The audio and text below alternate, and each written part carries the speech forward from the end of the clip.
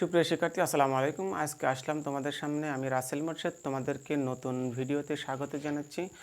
তোমরা জানো যে ইতিমধ্যে এবছর 2025 সালে 7 কলেজের চূড়ান্ত এবং পঞ্চম রেজাল্ট ফলাফল ঘোষণা করা হয়েছে। যারা তোমরা ভর্তি হতে চেয়েছো, যারা চূড়ান্ত টিকে আছো, তাদের জন্য আজকে কিছু নির্দেশনা থাকবে। তোমরা জানো যে এই ভর্তির জন্য ফার্স্ট অ্যাট অল তোমাদেরকে প্রথমে 3000 টাকা অনলাইনে ভর্তি ফি জমা দিতে হবে। এরপরে কি করতে হবে দেখো, তোমাদেরকে জানাচ্ছি বিস্তারিত 7 কলেজের রেজাল্ট 2025 সম্পর্কে। দেখো, আবেদন ফি, তোমাদেরকে আবেদন ফি একটা নির্দিষ্ট হারে অনলাইনে জমা দিতে হবে। তুমি যে কলেজে ভর্তি হবা সেই কলেজের নিজস্ব ওয়েবসাইটে এটা জমা দেওয়ার কি সুযোগ রয়েছে।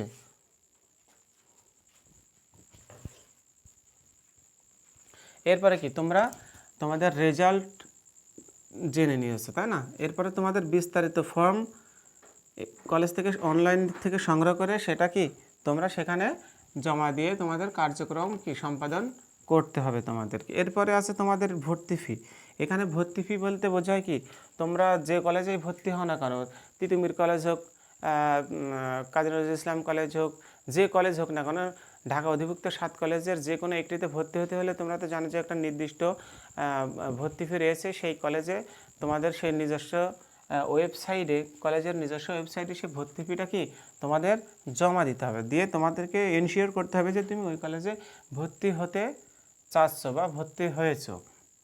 এখন খেয়াল করো, তোমাদের অনেকের মনে একটা প্রশ্ন জাগতে পারে যে ভাইয়া, আমি তো এর আগে যে কলেজগুলো মনোনয়ন দিয়েছিলাম সেই কলেজগুলোর কীভাবে করবে। এখন খেয়াল করো, তোমরা নতুন করে যে কলেজকে ভর্তি হতে ইচ্ছুক, নতুন করে তোমরা যে কলেজে ফর্ম তুলেছিলে, অর্থাৎ যে কলেজে আবেদন করেছিলে, সেই কলেজের ওয়েবসাইটে তোমাদের নিজস্ব কি তোমাদের নিজস্ব টাকা পয়সা বা তোমাদের নিজস্ব কাগজপত্র জমা প্রদানের মাধ্যমে সেই কলেজটাই তোমাকে ভর্তি তোমার নিশ্চিত করতে হবে। হ্যাঁ, এবং সেই সকল কাগজপত্র নিয়ে তোমাকে 6 অথবা 9 তারিখের মধ্যে গিয়েই সেখানে জমা দিতে হবে, উক্ত কলেজে জমা দিতে হবে। এখন কি কি জমা দিতে হবে এটা আমি তোমাদেরকে আরেকটু ক্লিয়ার করে দিচ্ছি। দেখো, কাগজপত্র কি কি, এসএসসি এবং এইচএসসির মূল মার্কশিট এবং কাগজপত্র নিয়ে যেতে হবে, অর্থাৎ সার্টিফিকেটগুলো নিয়ে যেতে হবে। তুমি যে কলেজে ভর্তি হও না কেন, ঢাকা অধিভুক্ত যে কলেজে ভর্তি হয় না কেন, তোমাকে এই কাগজপত্রগুলো সঙ্গে নিয়ে যেতে হবে। এসআই ফর্ম, স্টুডেন্ট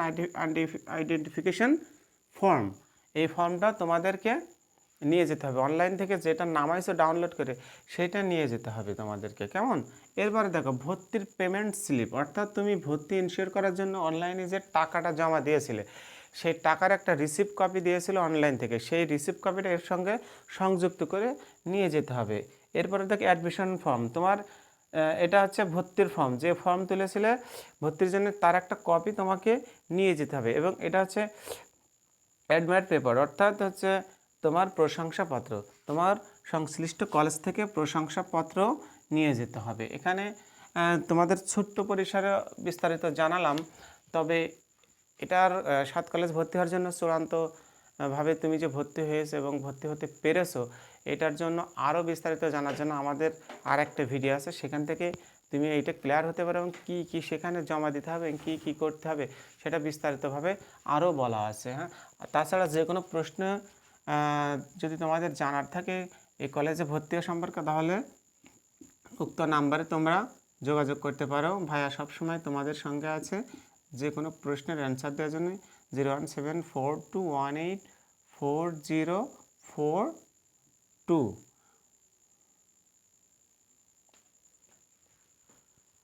তো যাই হোক, সামনের ভিডিওর জন্য তোমাদেরকে স্বাগত জানাচ্ছি এবং আজ এই পর্যন্ত সকলের সুস্বাস্থ্য এবং দীর্ঘায়ু কামনা করে আজকের মতো এখানে শেষ করছি। খোদা হাফেজ।